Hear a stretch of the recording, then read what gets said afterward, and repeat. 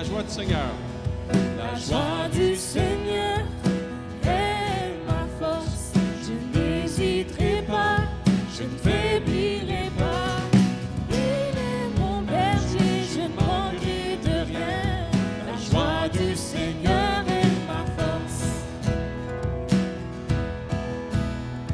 La joie du Seigneur est ma force.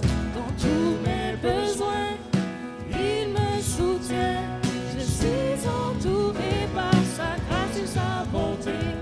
La joie du Seigneur est ma force. La joie. La joie du Seigneur, la joie du Seigneur, la joie du Seigneur est ma force. La joie du Seigneur, la joie du Seigneur, la joie du Seigneur est ma force. La joie du Seigneur. La joie du Seigneur, la joie du Seigneur, la joie du Seigneur est ma force. La joie du Seigneur. La joie du Seigneur, la joie du Seigneur, la joie du Seigneur est ma force.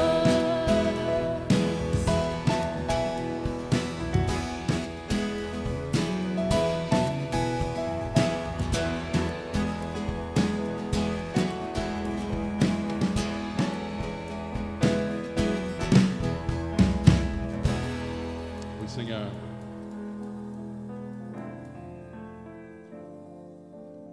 Seigneur, que ton nom est merveilleux, que tu es grand, que tu es merveilleux.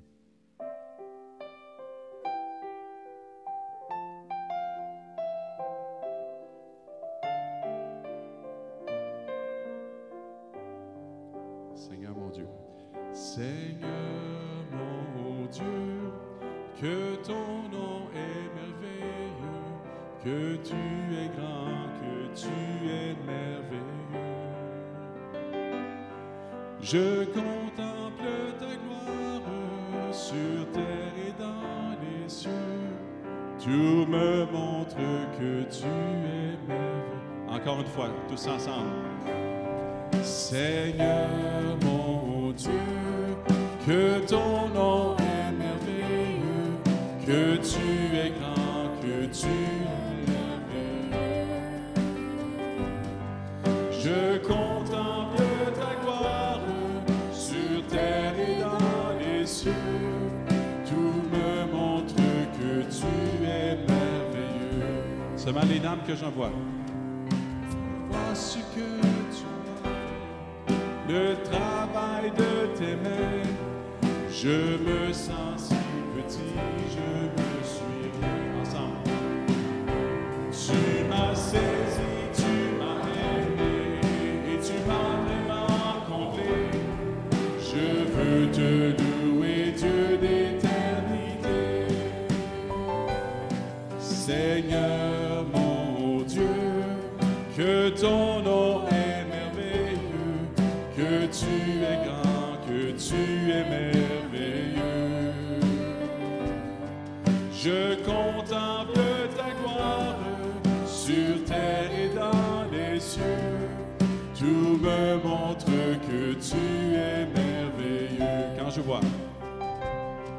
je vois ce que tu as fait, le travail de tes mains, je me sens si petit, je ne suis rien. Tu m'as saisi, tu m'as aimé et tu m'as vraiment comblé. Je veux te louer, Dieu d'éternité. Seigneur mon Dieu, que ton nom est merveilleux, que tu es grand, que tu es merveilleux. Je contemple ta gloire sur terre et dans les cieux. Tout me montre que tu es merveilleux. Tout me montre que tu es merveilleux. Tout me montre que tu es merveilleux. Seulement l'assemblée, Seigneur mon Dieu. Seigneur mon Dieu, que ton nom est merveilleux, que tu es grand, que tu es merveilleux. Je contemple ta gloire sur terre et dans les cieux.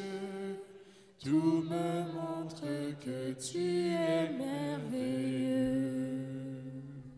Seigneur, tu es merveilleux. Tu es grand, tu es puissant. Tout ce que tu as créé, Seigneur Dieu, autour de nous, on est émerveillés. Mais surtout, Seigneur, l'œuvre la plus merveilleuse, c'est l'œuvre de ton Fils qu'on veut célébrer ce matin lorsqu'on va prendre le pain et la coupe au Dieu.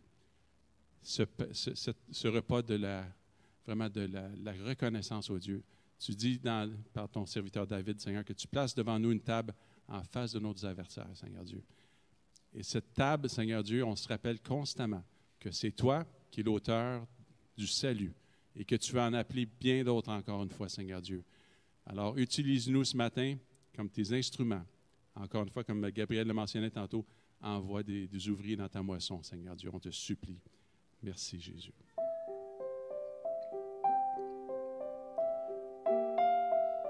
Et quel privilège de se présenter devant le trône ce matin.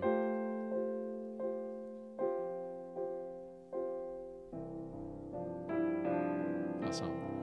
Devant le trône du Dieu très haut, mon défenseur saura plaider. Cet avocat s'appelle amour, il intercède pour moi toujours. Mon nom est placé sur ses mains, mon nom est inscrit sur son cœur, puisqu'il défend ma cause au sein. Nul ne pourra me condamner. Nul ne pourra me condamner.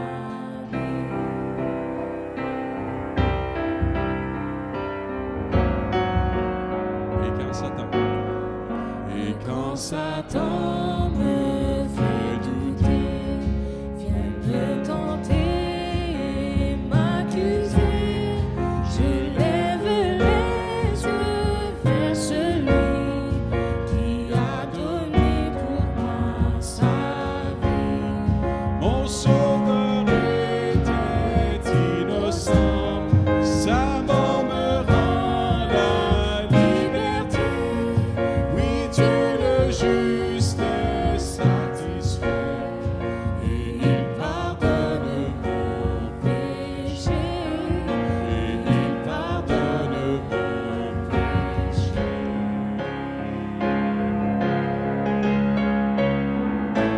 Voyez l'agneau ressuscité. Voyez l'agneau ressuscité. Il est le roi plein de bonté.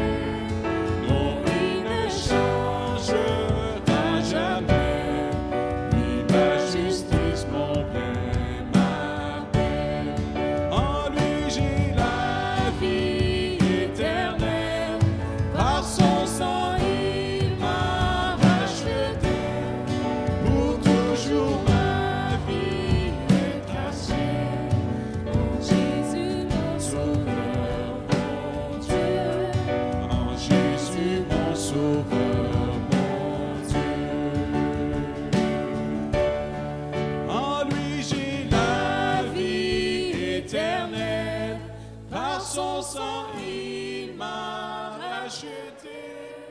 Pour toujours, Ma vie est cachée en Jésus, mon sauveur, mon Dieu. en Jésus, mon sauveur, mon Dieu. En Jésus, mon sauveur, mon Dieu.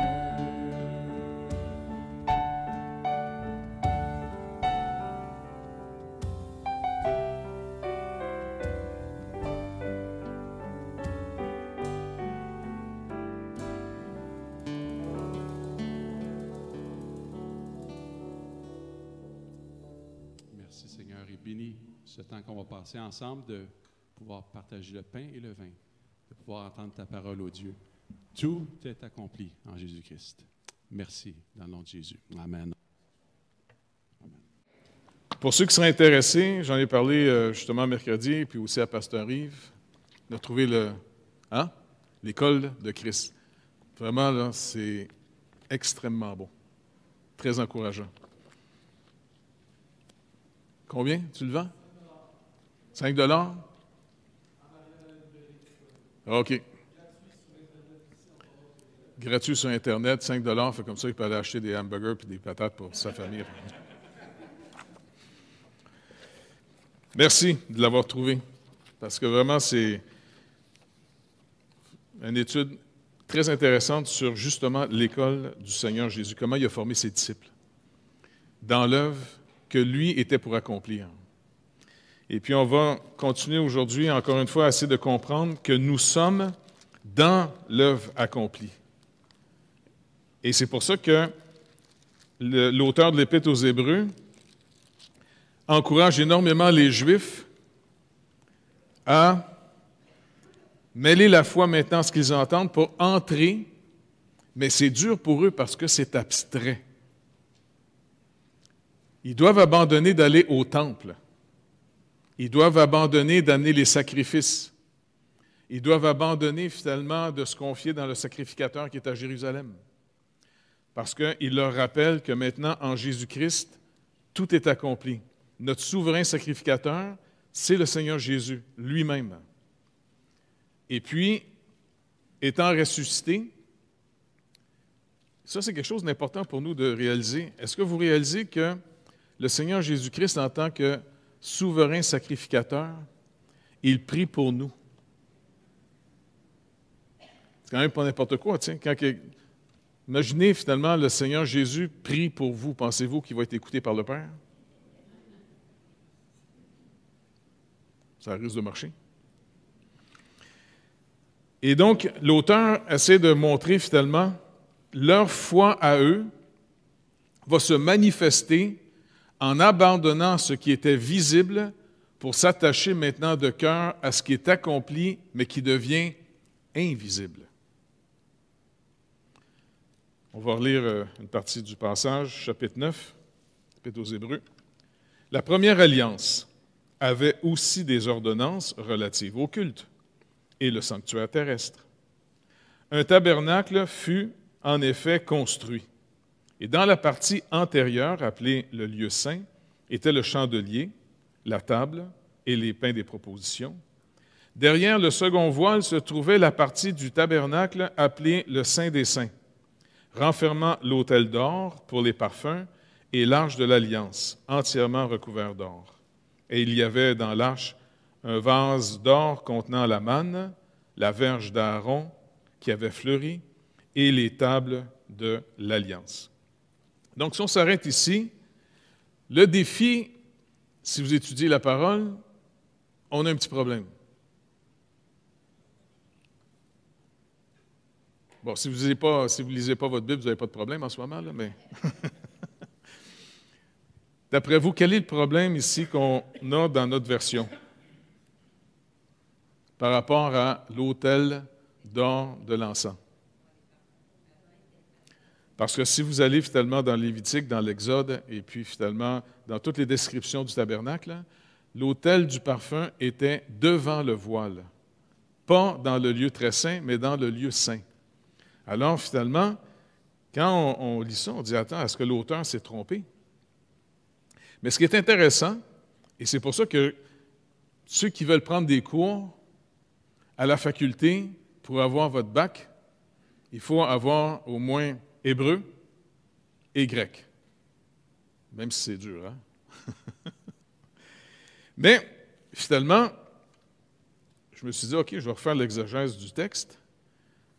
Maintenant, la traduction ici, l'autel d'or pour les parfums, ce n'est pas la meilleure traduction. Parce que l'auteur, finalement, se fie, lorsqu'il écrit son livre, il va faire inévitablement beaucoup référence à la version grecque, la Septante. Même si on fait référence aussi à les textes hébreux, parce que finalement, j'ai une Bible en hébreu, puis j'ai aussi la Septante.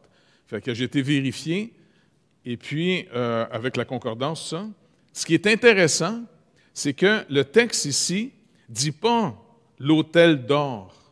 Il dit simplement le brûle-parfum, ou encore une fois, l'encensoir. C'est juste un mot. Donc, finalement, vous pouvez peut-être écrire dans vos Bibles, si c'est marqué autel d'or, vous faites juste encensoir. Ça va être réglé. Maintenant, si on veut comprendre pourquoi il dit que l'encensoir est derrière le voile, il faut comprendre, encore une fois, il est en train de décrire l'œuvre accomplie. Le sacrificateur, une fois par année, il amenait finalement, il pouvait traverser l'autre côté du voile, une fois par année seulement, et avec du sang, qui avait été finalement de l'agneau immolé, ainsi de suite, ou le bœuf, peu importe. Là. Et puis, il pouvait rentrer là, et Dieu avait dit finalement à Moïse, Aaron pourra rentrer une fois par année, mais avec du sang. Et s'il entre avec du sang, il ne mourra pas. Il est vraiment protégé pour représenter une image. Le lieu saint était le lieu de la communion.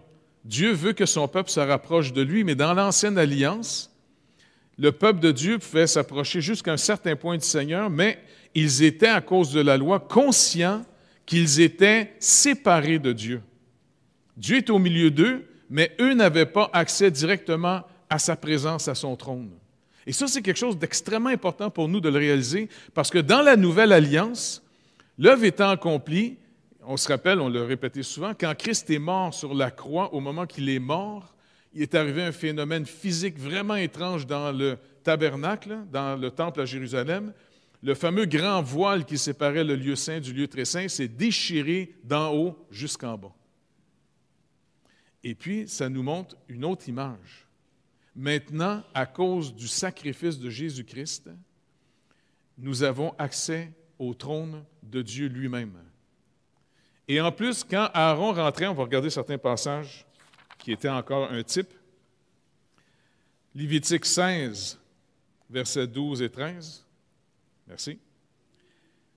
Donc ici, il, c'est Aaron, prendra un brasier plein de charbon ardent, qu'il doit prendre ici sur l'autel où on a fait le sacrifice, c'était le feu sacré. Vous vous rappelez, il est déjà arrivé quelque chose où les fils d'Aaron avaient pris finalement des braises quelconques, et puis ils avaient mis le parfum dessus, puis ils avaient été devant le Seigneur, et ils ont été, il y a un feu qui est sorti directement les brûler les deux. Ils sont morts brûlés parce qu'ils sont venus avec un feu impur. Maintenant, ce n'est pas que le feu est plus ou moins propre, c'est que s'il ne vient pas de l'autel où on sacrifie, encore une fois, qui rappelle toujours que sans effusion de sang, il n'y a pas de pardon. Le problème, souvent, quand on prêche l'Évangile aujourd'hui, c'est qu'on n'est plus en train de rappeler aux gens la loi. La loi de Dieu nous rappelle ce que nous devrions être. Et il n'y a personne qui arrive à le faire parce que, encore une fois, étant séparé de Dieu, étant né dans une nature en rébellion contre Dieu, sans le sacrifice, on ne peut pas entrer dans la présence de Dieu.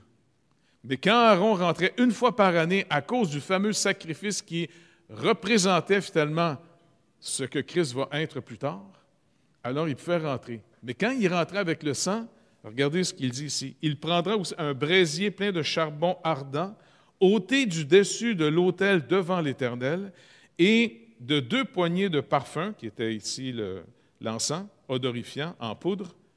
Il portera ces choses au-delà du voile. Il mettra le parfum sur le feu devant l'Éternel, afin que la nuée du parfum couvre le propitiatoire qui est sur le témoignage, et il ne mourra point, une fois par année. Maintenant, d'après vous, si c'est accompli, qu'est-ce que ça veut donc dire pour nous? C'est vraiment important qu'on le comprenne. Parce que trop souvent, encore comme un peu l'auteur ici, M. Spark, dans ça, il dit, pendant des années en tant que chrétien, ma communion avec le Seigneur était simplement dans le lieu saint. Et ça m'a pris une 20aine d'années pour que le Saint-Esprit un jour m'indique que je n'entrais pas dans la présence de Dieu. C'est vraiment fascinant. Ce n'est pas le seul qui dit la même chose. J'ai lu plusieurs autres auteurs comme Murray ou encore une fois Pink et puis aussi Martin Lloyd-Jones, ces gars-là, finalement, ont tous dit, faites attention, beaucoup de chrétiens vont, oui, être sauvés, mais ils n'ont pas, finalement, c'est comme s'ils ne sont pas remplis de l'Esprit et ils ne vivent pas à partir de la présence de Dieu. On peut vivre de la doctrine, c'est de l'information, mais rappelez-vous, si ce n'est pas mêlé avec la foi, eh bien, finalement, je suis désolé, ça n'a pas porté ses fruits. Donc, ici, il nous rappelle que Aaron va rentrer avec aussi l'encensoir, afin que le parfum brûle et que la fumée remplisse la place, ça couvre. Maintenant, je vais vous rappeler juste une histoire. Il y avait un roi qui aimait beaucoup Dieu, mais il a négligé d'obéir à Dieu dans son zèle. Il s'appelait Osias. Osias, c'est un homme finalement que Dieu avait beaucoup béni. Et c'est un homme finalement qui avait même travaillé à développer des armes de guerre pour défendre Israël contre les envahisseurs. Mais dans son enthousiasme, il a dépensé ce que les Écritures disaient. Un jour, il a voulu entrer dans le temple en tant que roi pour offrir le parfum. C'est entre autres, ça se trouve dans 2 Chroniques 26, versets 16 à 21. Peut-être qu'on peut le lire. 2 Chroniques 26.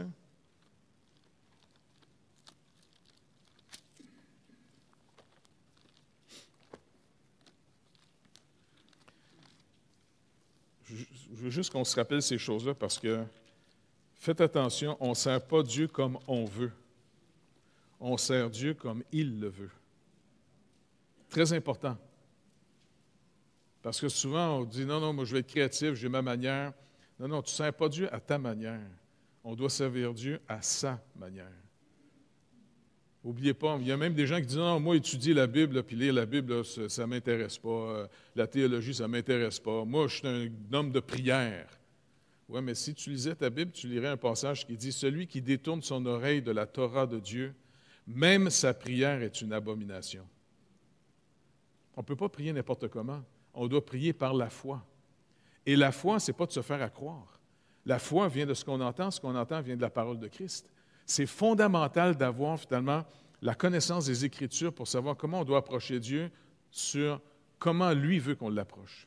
Et ce roi-là, un jour, dans son zèle, il aime Dieu pour vrai. Vraiment, c'est un zélé, le gars, puis Dieu l'a béni beaucoup. Mais là, en tant que roi, il oublie finalement un principe extrêmement important.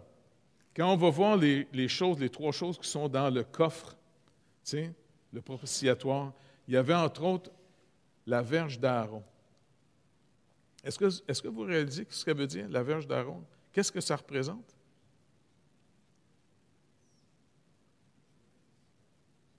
Comment? La verge d'Aaron, oui. Mais ça s'est passé comment, ça, cette histoire-là? Ça s'est passé quand on était dans le désert. Et puis, il y avait une couple de têtes fortes en Israël, c'est-à-dire dans le peuple d'Israël, Abiram, puis une couple d'autres. D'accord. Et puis, finalement, ces gens-là, à un moment donné, étaient tannés de voir que c'était Moïse et son frère qui menaient tout en Israël, de l'Égypte pour entrer jusque dans le pays. Ils sont dans le désert encore. Puis ils refusent d'obéir à Moïse, ils sont tannés que ce soit lui qui mène. Puis il est qui, de toute façon, ton frère? Puis Moïse essaie de leur rappeler en disant, écoutez, il veut les raisonner, puis eux autres, ils sont révoltés, ils ne veulent rien savoir, puis ils ont même monté la révolte en Israël et ils ont été chercher plein de chefs dans les tribus d'Israël pour monter une rébellion contre Moïse et Aaron. Ils ont encore oublié un principe divin extrêmement important, et ça se fait malheureusement trop souvent aussi dans des églises. Et même l'Église peut le faire face à des autorités civiles. Moïse va dire, non, écoutez, vous n'avez pas compris, nous autres, on n'a pas choisi ce poste-là. C'est Dieu qui nous a appelés. Parce que qui est Moïse? Qui est Aaron? On va leur dire, ce n'est pas en nous, ce n'est pas parce que nous, on est plus capables que vous autres. Dieu nous a appelés, on est juste dans l'obéissance. Les gars ne veulent rien savoir. Tu sais, quand tu es bouché des deux bouts, il n'y a rien qui arrive. Hein? Ça fait qu'il dit, regardez, on va demander au Seigneur lui-même qu'il nous le montre. Vous allez prendre finalement chacun une verge, un bâton, OK, pour 12, pour qu'il représente Israël. OK? Aaron, il va représenter les Lévites, et puis ainsi de suite. Demain, on va mettre ça dans le lieu saint, dans la tente.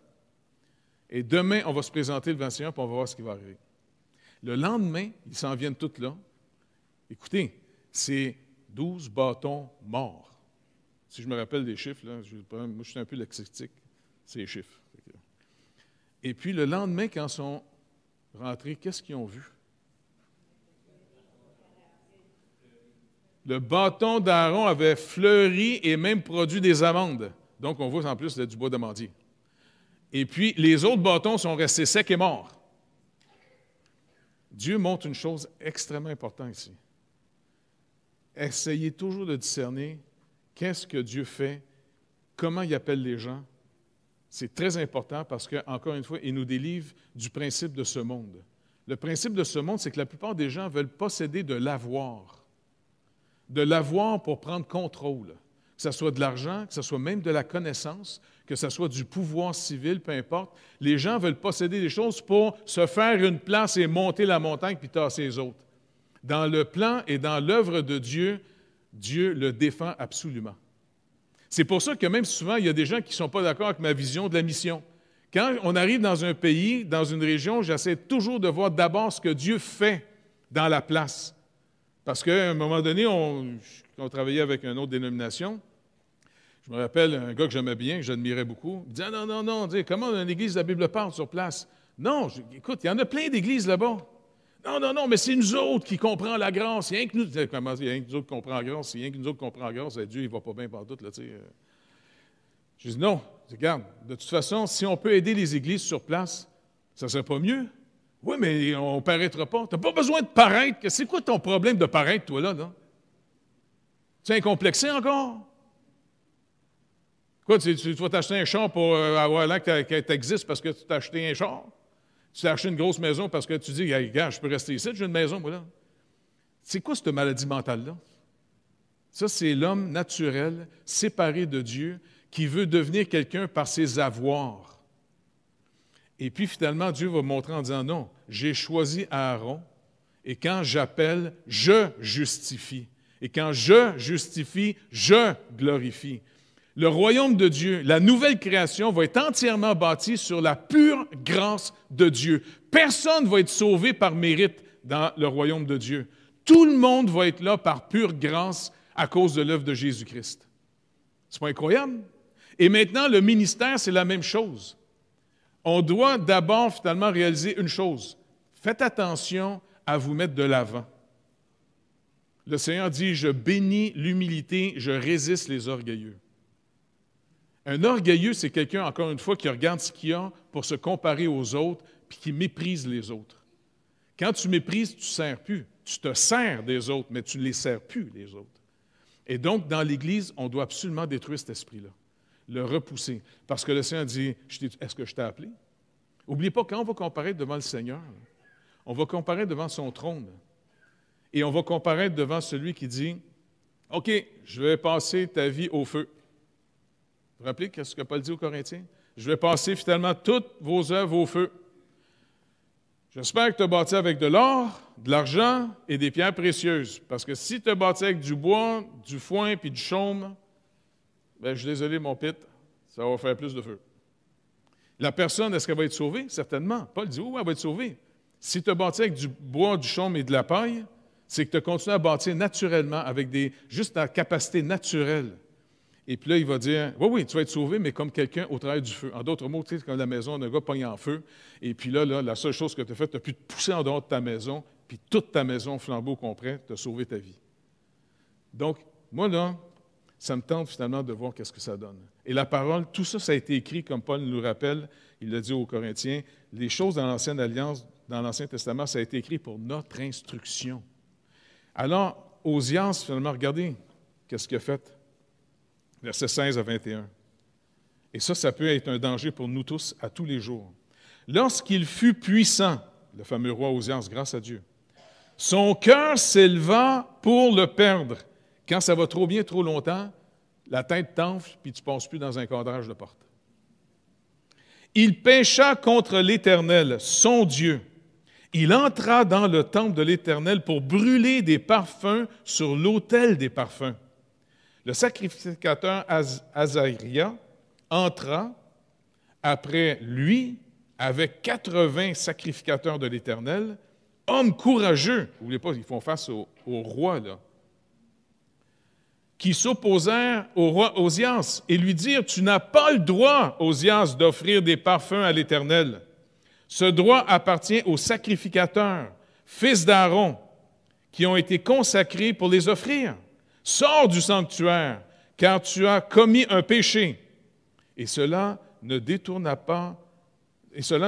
pas à ton honneur devant l'Éternel. La colère s'empara d'Osias, qui tenait un encensoir à la main.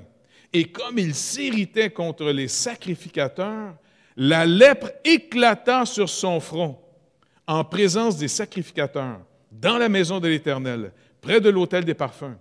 Le souverain sacrificateur Azaria et tous les sacrificateurs portèrent les regards sur lui, et voici, il avait la lèpre au front. Ils le mirent précipitamment en dehors, et lui-même se hâtait de sortir parce que l'Éternel l'avait frappé. Est-ce que vous réalisez ici? Ça, c'est une leçon qu'il faut faire bien attention. Soyons extrêmement prudents. C'est pas compliqué. Si vous êtes dans une tension, vous êtes demandé, là, « Ah, mais c'est quoi la place que je dois prendre? » D'après vous, quelle place devez-vous prendre? Prends la dernière. C'est toujours libre, les dernières places. Vous n'avez pas remarqué? Prends la dernière place parce qu'encore une fois, si Dieu t'appelle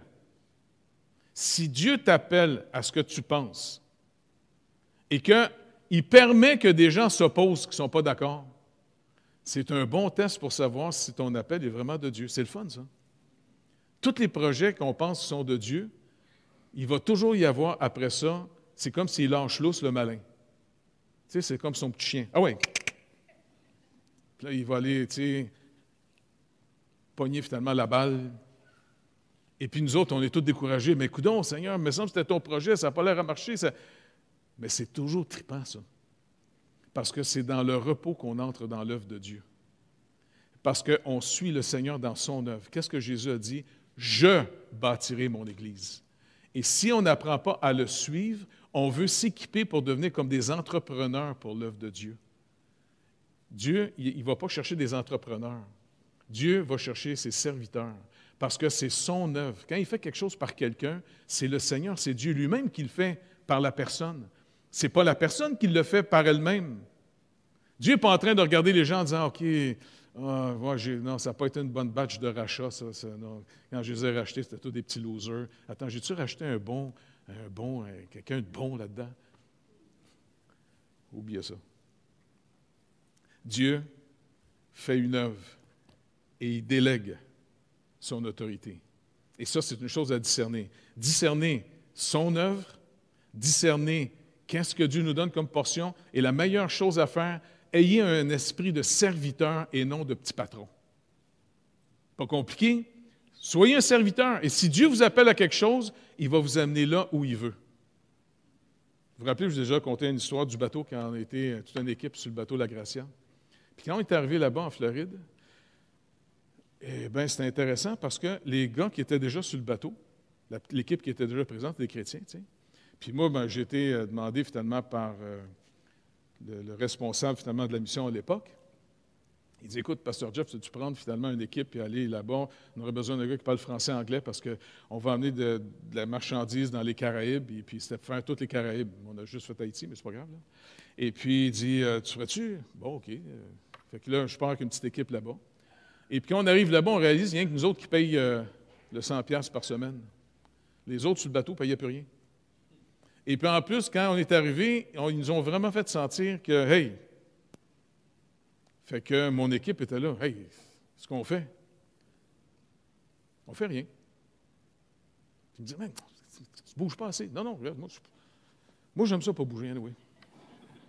Fait que moi, j'ai hâte de voir ce que le Seigneur va faire, parce que s'il nous a vraiment appelés à être sur ce bateau-là, il n'y a pas de problème. On va voir c'est quoi. Puis moi, ils m'ont demandé d'être l'aumônier, d'être le pasteur du bateau. Puis dans le mouvement Greater Grace à l'époque, n'oubliez pas, le pasteur, il y avait une position quasiment comme la 4e personne de la Trinité. Ça va?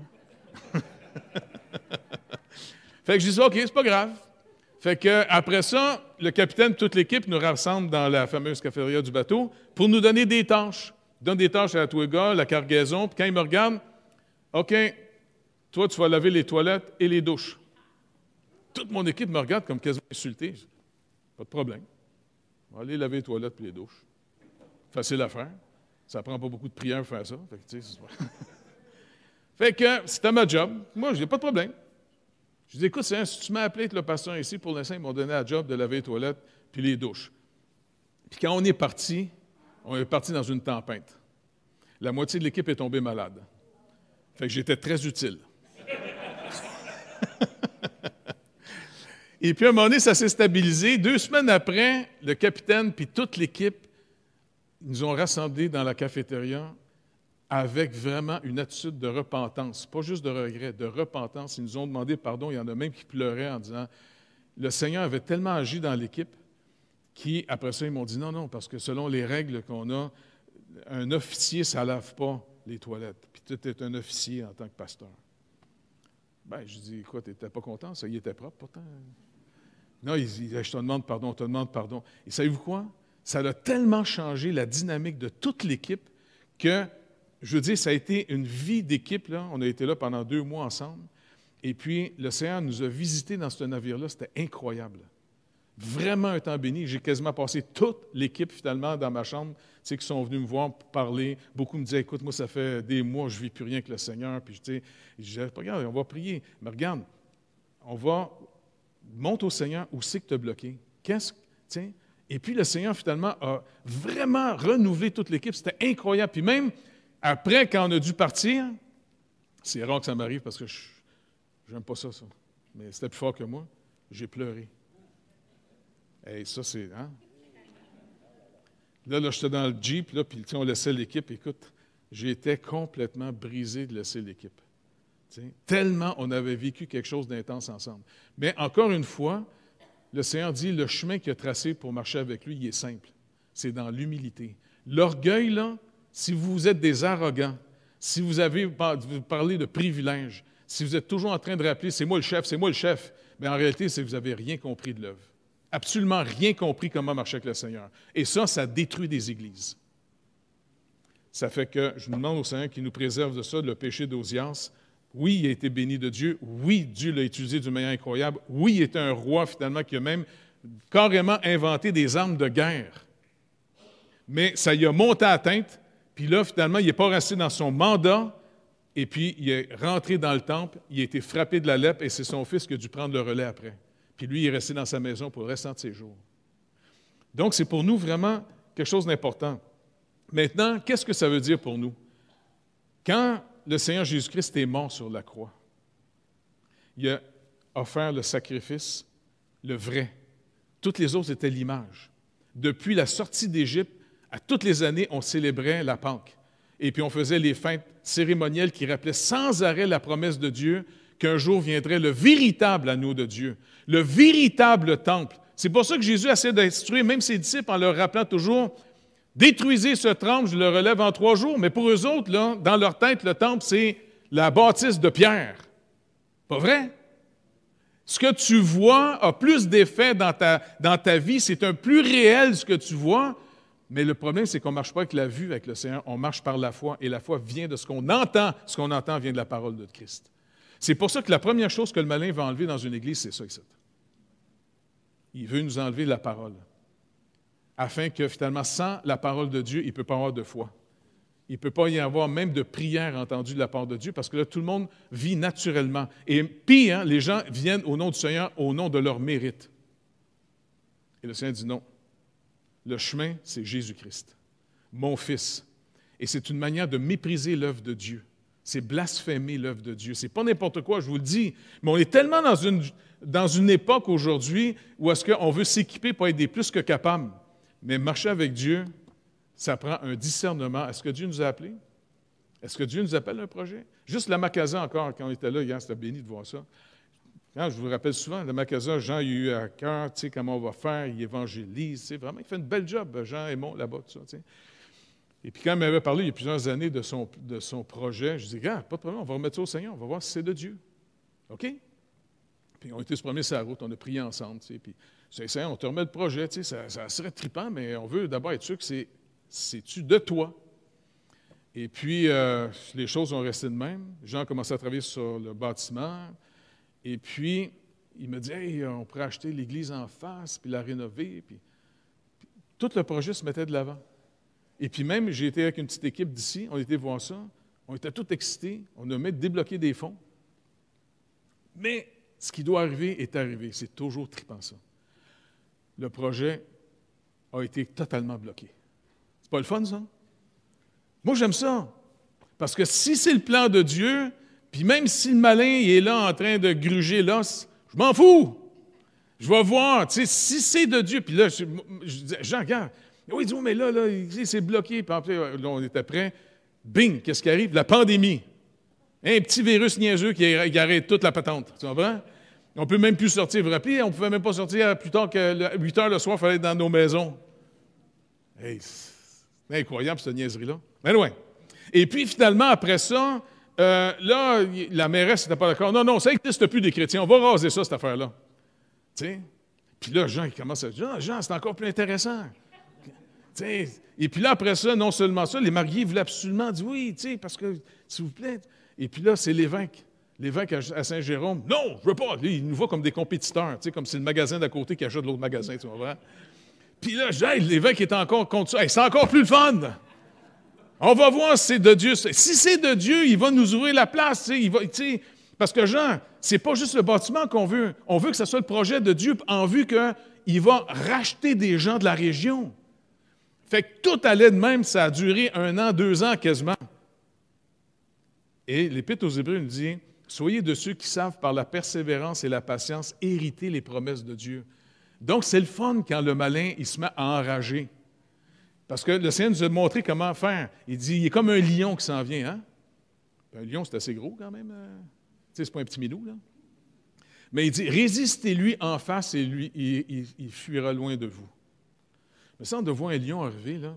Puis, tu sais, la parole dit, non, résiste-lui en face. Puis là, il se met à rugir, tu sais. Ah! Tu sais, il sent du docteur Ballard, là, tu sais. C'est une vieille joke pour les plus vieux, ça, tu sais. C'est la nourriture de chien. Fait que là tu dis, hey, tu pues de la gueule, toi, c'est vrai, tu pues de la gueule, tu sais. Parce que c'est un menteur, c'est un calomniateur. Il pue de la gueule. Mais il dit, résiste-lui. Et le Seigneur dit, et il fuira loin de vous. Mais comment ça, c'est qu'il va fuir loin? J'ai vu un film quand j'étais plus jeune, je ne sais pas si vous vous rappelez ça. Tu sais, c'est un petit ours là, qui suit un gros ours. Avez-vous déjà vu ce film-là? Hein? Et puis, tu sais, à un moment donné, et puis le gros ours, c'est commence cette année de se faire suivre par le petit ours tout le temps, tu sais. Et puis, le petit, à un moment donné, il se pose. Puis là, il y a un puma qui s'en vient, qui veut pogner le petit ours. Puis le petit ours, il est là, il court au trait, il s'en va. Puis le puma s'en vient en arrière, tu sais. Puis à un moment donné, il se rappelle comment le gros ours se défendait. Quand un ours se défend, il se lève debout, hein? Ça fait que le petit pote, à un moment donné, il traverse la rivière, et puis là, le puma s'en vient, et puis le petit ours, il est haut de même, tu comprends? Et puis là, il voit le puma barré bien raide. Et puis le puma, il retourne de bord, puis il se pousse. Il ne comprend pas pourquoi. Il se retourne, il y avait le gros ours en arrière qui était debout. C'est trop beau, ce film-là. Moi, je regarderais juste cette partie-là. Je le regarderais à tous les soirs avant de me coucher. Parce que le Seigneur dit, résiste le diable. OK, pourquoi? Parce que quand tu vas tenir devant, il va être en arrière de toi. Puis quand il va me voir, il va faire caca aussi. C'est trop trippant marcher avec le Seigneur. Tu comprends? Mais encore une fois, dans les épreuves, c'est là qu'on va le voir pour nous. Fait qu'arrêtez de penser que notre vie doit descendre comme un, comment on dit ça? Un fleuve tranquille. C'est ennuyant à mourir, ça, un fleuve tranquille. Tu comprends? Non, c'est des cascades. Ah ouais, on descend en kayak. Ah ouais, on s'en va là-dedans. Et puis le Seigneur est avec nous autres, puis c'est comme ça qu'on pourra témoigner de lui et qu'on peut demander une chose au Seigneur. On veut rentrer dans tes œuvres. Parce que tu nous dis dans ta parole qu'on est ton ouvrage, créé en Jésus-Christ, pour les œuvres que tu as préparées d'avance, afin qu'on y marche. Et c'est là qu'on va te connaître. On ne va pas rester toujours rien que dans la théorie. C'est facile de lire bien des livres. Tu sais, on peut lire plein de livres de missionnaires, mais on va-tu y aller un moment donné en mission? C'est le fun de lire des livres de prière, mais on sait-tu comment développer notre vie de prière? Come on! Marcher avec le Seigneur, c'est la vraie vie. Alors, finalement, il est en train de nous rappeler ici, l'auteur, savez-vous qu'est-ce que ça veut dire? On a maintenant, puis je vais finir avec ça, les autres passages. Si on fait une application de ce encensoir dans le lieu très saint, regardez ce que Paul nous dit dans Romains 8, 33, 34. « Qui accusera les élus de Dieu? C'est Dieu qui justifie. Qui les condamnera? Christ est mort. Bien plus, il est ressuscité. Il est à la droite de Dieu et il intercède pour nous. » Est-ce que vous vous rappelez à quoi servait l'image de l'encens? Dans l'Apocalypse, il dit l'encens, c'était la prière des saints. Et le Saint des saints, c'est Jésus qui prie pour nous en ce moment même, dans le lieu très saint, la présence de Dieu. Dans Hébreux 7, 25, c'est aussi pour cela qu'il peut sauver parfaitement ceux qui s'approchent de Dieu par lui, étant toujours vivant pour intercéder en leur faveur. On a quelqu'un qui intercède pour nous autres. Pourquoi s'inquiéter? Quand on s'inquiète, on devrait lui demander « Je te demande pardon, Seigneur, de m'inquiéter. Je vais te faire connaître mes besoins. Je veux rester dans ta paix. Tu pries pour moi.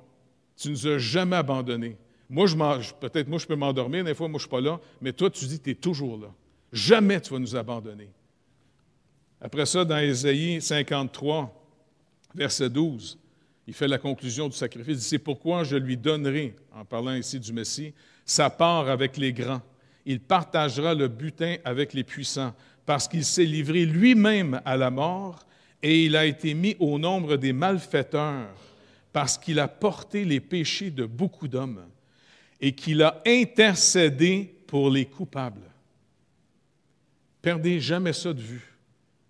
Notre souverain sacrificateur, si votre confiance est en Jésus-Christ, vous avez un souverain sacrificateur qui ne meurt plus, et qui est Dieu fait homme, et qui est montré lui-même intercédé en tant qu'homme, et il a compassion de nous parce qu'il sait exactement ce qu'on vit en tant qu'humain. Et pour nous, maintenant, qu'est-ce qu'on peut en recevoir ici? N'oubliez pas, nous, l'Église, on est devenu, par son sacrifice, un royaume de prêtres.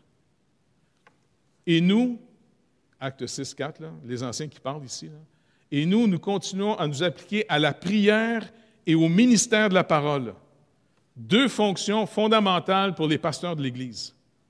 Prière et le ministère de la parole. C'est à l'origine de tout le reste qui va se développer. 1 Pierre 3, versets 8 et 12 nous dit « Enfin, soyez tous animés des mêmes pensées et des mêmes sentiments, pleins d'amour fraternel, de compassion, d'humilité. Ne rendez point le mal pour le mal ou injure pour injure. Bénissez au contraire, car c'est à cela que vous avez été appelés, afin d'hériter la bénédiction. Si quelqu'un, en effet, veut aimer la vie et voir des jours heureux, qu'il préserve sa langue du mal et ses lèvres des paroles trompeuses, qu'il s'éloigne du mal et fasse le bien, qu'il recherche la paix et la poursuive, car les yeux du Seigneur sont sur les justes et ses oreilles sont attentives à leurs prières. Mais la face du Seigneur est contre ceux qui font le mal. » Est-ce qu'on veut être une Église utile pour le Seigneur en vue de ceux du dehors? Alors préservons-nous. Revêtons Christ par la foi. Apprenons aussi de plus en plus comment entrer dans sa présence. Pas juste dans le lieu de la communion fraternelle, puis le lieu finalement de la doctrine, ce qui est fondamental, c'est le point de départ. Mais tout ça nous montre comment on entre maintenant dans le lieu très saint. Le voile est déchiré, afin qu'on soit rempli de son esprit et que la communication de la volonté de Dieu se fasse et que notre désir premier, quand on commence à prier, c'est comme Paul, quand il prie pour les églises puis qu'il leur demande comment prier pour... Il dit, « Je prie que vous soyez remplis de la connaissance de la volonté de Dieu en toute sagesse et intelligence spirituelle. » Le Saint-Esprit. C'est lui qui est à l'origine maintenant de nous délivrer des désirs de la chair, qui est toujours de l'auto-justification, qui fait de nous des arrogants, des orgueilleux, des vengeurs même. Tandis que le Saint-Esprit produit des désirs contraires à ceux de la chair, pour qu'on se réjouisse plutôt dans sa joie, on va revêtir Christ, et même apprendre par la foi en disant « OK, Seigneur, tu veux que je bénisse ceux qui me font du tort? OK. Je n'ai pas besoin de regarder mes harmonies internes, là. Bénis-les. Pas trop, mais bénis-les. Je commence. Mais c'est pour le connaître. Parce que soyons une église de témoins. Pas juste une église qui sont des perroquets d'information. Soyons des témoins avec des histoires concrètes qu'on a vécues avec le Seigneur. Comment on s'attend à lui? Pour aller parler à un monde qui est captif du malin. Le monde des athées sont dans une secte énorme. Même le gouvernement les appuie. Ils ont même pogné le contrôle des écoles. Ils prennent le contrôle de tout. On fait face à une secte moyennement dangereuse. Mais on a le Tout-Puissant avec nous. Quand Goliath est gros, c'est le fun de voir notre petit David arriver. C'est Jésus. Puis ça, il a pris rien qu'une roche. Il y en avait 5, je pense. Peut-être parce qu'il attendait ses frères. Mais il n'en a pris rien qu'une. Il a tiré ça dans le front. Et c'est merveilleux parce que même quand il a abattu Goliath, il n'y avait pas d'épée, lui, David. Il y avait juste du fromage. Parce que son père avait dit, va porter du fromage à tes frères qui sont sur le champ de... Parce qu'il était jeune encore. Il tue finalement Goliath avec sa fronde. Et puis, il prend l'épée de Goliath, puis il tranche la tête. Il pogne ça par les cheveux, ça dégouline un peu, disant, bon, voici le trophée, le voilà. Ça, c'est notre Seigneur Jésus. Il peut laisser le malin, des fois, faire son épée. Parce qu'il a reçu le sceptre, l'autorité finale du Père. Et c'est lui qui fait justice. Comme il dit, ne vous vengez pas, bien-aimés. À moi la vengeance, à moi la colère. Et donc, c'est pour ça qu'il faut s'exercer à ça, puis ce n'est pas toujours facile. Je vous le dis, ce n'est pas facile. T'sais, vous avez des gens qui vous ont écœuré dans la vie? Bien, on a tous. Le meilleur moyen, finalement, c'est de ne pas chercher de la vengeance. C'est d'oser dire, OK, je vais te revêtir, Seigneur, parce que je veux te connaître. Ce n'est pas que je veux être bon. Je ne veux pas être bon. Je veux te connaître. Parce que te connaissant, ça me change. Ça fait qu'écoute, je ne le fais pas pour être un meilleur, pour pouvoir juger ceux qui ne le font pas, là. Je vais le faire par la foi parce que j'ai hâte de voir comment tu vas me délivrer de cette personne-là. Elle qui salit ma réputation, cette personne-là qui essaie de tout mettre, je vais te la remettre, puis écoute, apprends-moi à peiner, OK, sois béni. Puis en ce temps, garde mon attention dans ta volonté, parce que le malin veut nous distraire, puis quand vous avez de l'amertume dans la tête, là, vous n'êtes plus en train de chercher la volonté de Dieu, vous cherchez vengeance, vous cherchez que votre justice soit faite. Et ça, c'est une bonne distraction du malin. On a une tâche à faire ici, être un chandelier dans le monde, puis que le Seigneur puisse nous servir. Puis il y a plein d'opportunités qui s'ouvrent en ce moment. Tu sais, le monde francophone s'ouvre, mais prions pour le maître de la moisson, pour des ouvriers dans la moisson. On a besoin des ouvriers dans la moisson. Il y a plein de portes qui s'ouvrent. Je n'irai pas plus loin parce que ça va m'énerver. OK, fait qu'on remet ça au Seigneur. Seigneur, pour toi, il n'y a rien d'impossible. Absolument rien. De toute façon, même l'univers dans lequel on vit, tu l'as créé à partir de rien. Tu as juste à parler. Tu as tout fait par la médiation de ton Fils. Et même notre propre salut, qui est la nouvelle création, tu dis que maintenant, à cause de Jésus-Christ, nous qui avons mis notre confiance en lui, dans son œuvre à lui, et non pas dans ce qu'on fait, tu dis, Seigneur Dieu, qu'on fait partie maintenant de la nouvelle création. Seigneur, tu nous as appelés à marcher avec toi. S'il vous plaît, Père, garde-nous réveillés. Garde-nous, Seigneur Dieu, de marcher dans ta lumière, parce que c'est dans ta lumière qu'on va voir la lumière. On veut connaître ta volonté afin de marcher dans ta volonté, et on veut aussi discerner régulièrement à qui t'envoie le ballon, Seigneur Dieu, pour qu'on puisse assister comme une équipe, pour qu'on gagne en tant qu'équipe, et non pas juste en tant que personne qui veut gagner tout seul. S'il vous plaît, Seigneur Dieu, afin que même nos enfants puissent grandir en nous voyant vivre avec toi, pas juste parler de toi, mais vivre le contraire. Marcher avec toi, Seigneur Dieu. Tu nous as tellement bénis jusqu'à aujourd'hui, c'est pas croyable. Alors, on ne veut pas perdre cet héritage. On veut, s'il vous plaît, te demander, Seigneur Dieu, illumine les yeux de notre entendement. Ouvre nos oreilles pour qu'on puisse recevoir la parole de Dieu qui va nous faire discerner ta volonté. Et Seigneur, merci de nous remplir de ta joie, car la joie du Seigneur est vraiment notre force. Et te voir agir, Seigneur Dieu, ça nous renouvelle de manière incroyable. Seigneur, je te remercie. Bénis l'Église abondamment. Bénis tout le monde, Seigneur Dieu. Tout le monde ici. Même ceux qui nous écoutent aussi jusqu'à je ne sais pas où, Seigneur Dieu. mais que tu puisses nous bénir ensemble afin qu'on devienne des frères et sœurs qui se soutiennent et non pas des compétiteurs les uns contre les autres. Merci d'avance, Père, au nom de Jésus. Amen. Dieu vous bénisse tout le monde.